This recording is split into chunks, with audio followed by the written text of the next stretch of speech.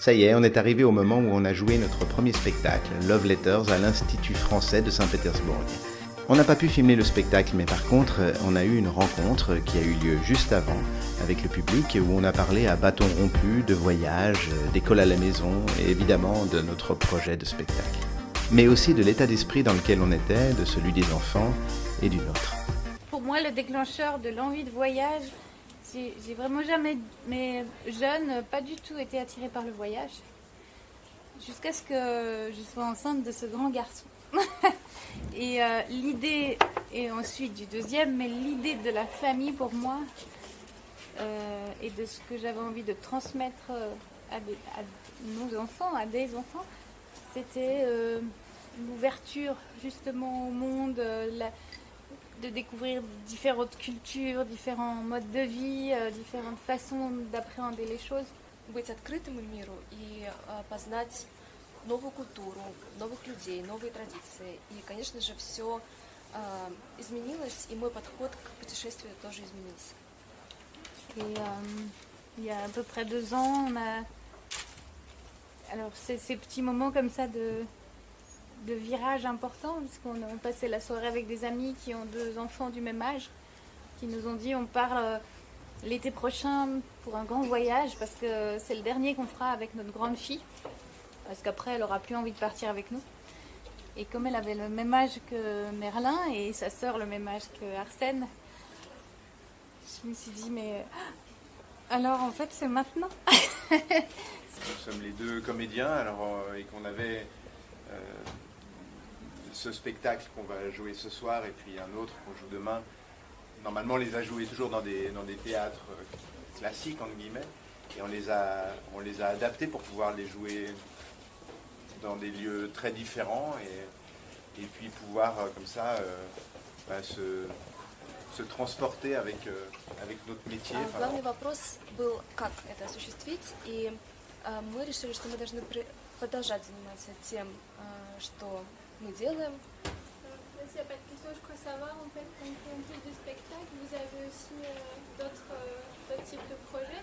Une des choses qui rend l'idée du voyage en famille possible, c'est aussi c'est qu'il n'y ait pas d'école à l'école.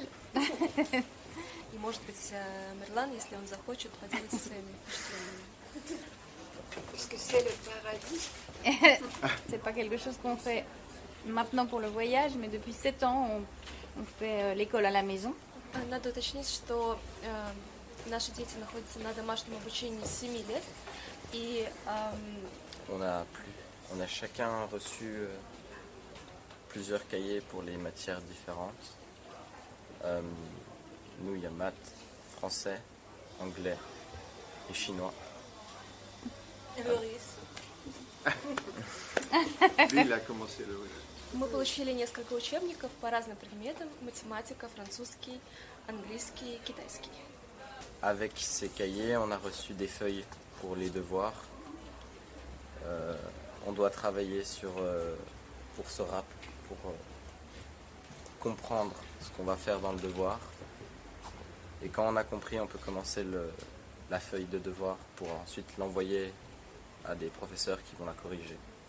Après, on a choisi de prendre que les branches vraiment principales, sachant que la géographie, ça va se faire pas mal avec notre aventure. L'histoire, on est aussi très amateur de musées partout où on va, et de choses comme ça. Donc, il y a beaucoup des branches qu'on n'a pas prises sur les cahiers qui vont être très très riches juste par le voyage, quoi.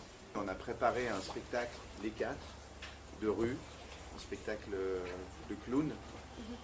Et notre intention, c'est de petit à petit de faire ces spectacles de rue, pas pour faire la manche, mais vraiment pour rencontrer, aller à la rencontre des gens aussi. Et là, c'est vraiment un spectacle qu'on a conçu les 4, où ils ont une place même centrale, principale dans le projet.